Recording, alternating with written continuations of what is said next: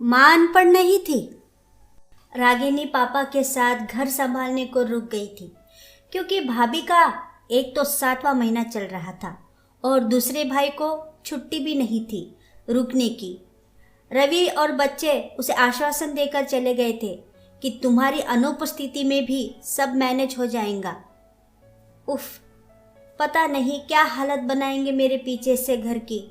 रागिनी को भले अपने घर की चिंता खाए जाती थी, पर पापा और घर को संभालने भी जरूरी था।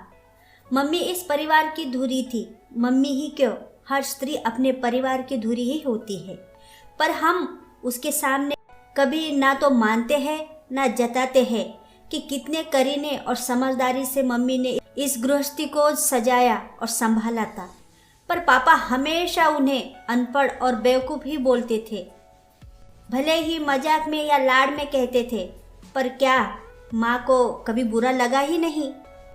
वो हमेशा हंसकर जवाब देती थी, मुझे तो अनपढ़ होकर भी बैरिस्टर पति मिल गया, किस्मत तो अपनी देखी, बैरिस्टर होकर भी अनपढ़ के पल्ले पड़ गए हो।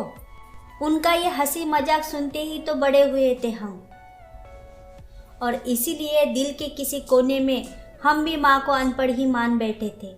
आज ये बातें रह रह कर याद आ रही थी, क्योंकि आज अलमारी की सफाई करते हुए माँ की बीए प्रथम वर्ष की मार्कशीट हाथ लगी थी।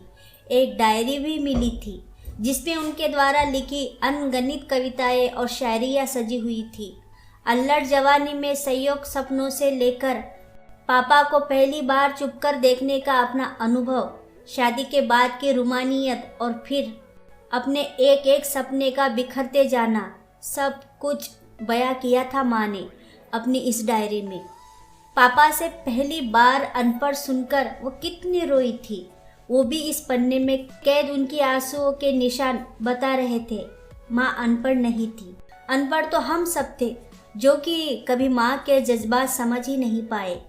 कितना सुंदर लेखन, मोती से चुने अक्षर और खजानों सी अनमोल ये रचनाएं।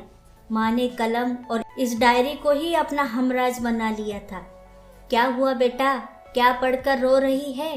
पापा कमरे में दाखिल होते हुए बोले तो उसे भी अपने गालों पर नमी का एहसास हुआ। ओह, सरला की डायरी, उसकी पक्की सहेली आज पकड़ में आ ही गई। ला मैं भी तो पढ़ूं, क्या लिखती है तेरी अनपढ़ माँ इस डायरी में?